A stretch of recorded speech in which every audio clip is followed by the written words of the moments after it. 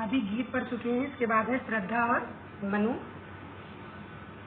प्रस्तुत पंक्तियां छायावादी कवि जयशंकर प्रसाद द्वारा रचित कामायनी महाकाव्य के श्रद्धा सर्ग से लिया गया है।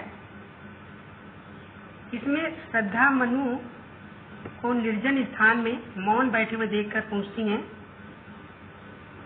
कि तुम कौन हो और इस निर्जन स्थान में क्यों बैठे हुए हो। यहाँ श्रद्धा के लिए मनु का व्यक्तित्व उत्सुकता का कारण बना हुआ है।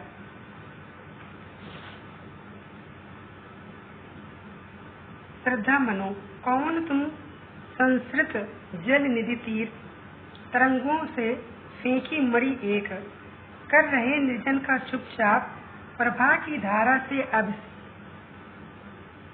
इसमें श्रद्धा के रूप तथा शील का चित्रण है और अंतिम भाग में श्रद्धा मनु अर्थात मानव को जीवन का संदेश दे रही है। कौन तुम, श्रद्धा मनु से प्रश्न पूछती है कि तुम कौन हो।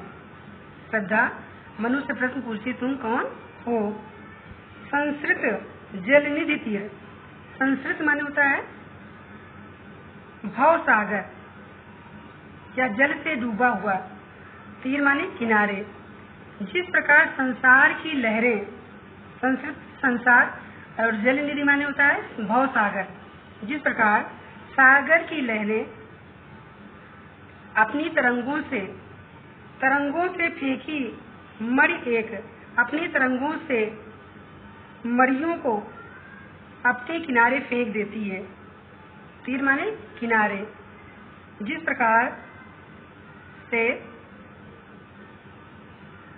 सागर की लहरें अपने तरंगों से मणियों को अपने किनारे फेंक देती है, कर रहे निर्जन का चुपचाप, उसी प्रकार संसार रूपी सागर की लहरों के द्वारा इस निर्जन स्थान में फेंके हुए तुम कौन हो।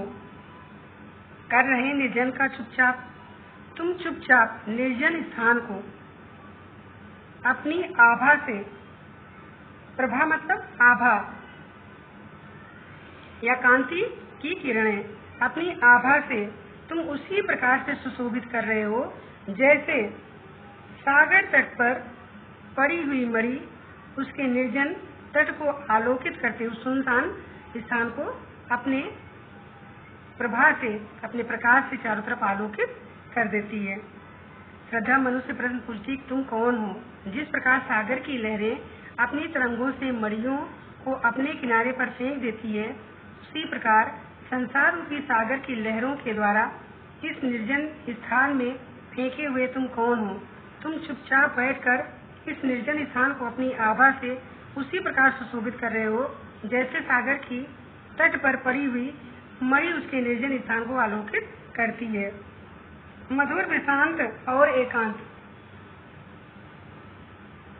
जगत का सुलझा हुआ रहस्य एक करुणा में सुंदर मौन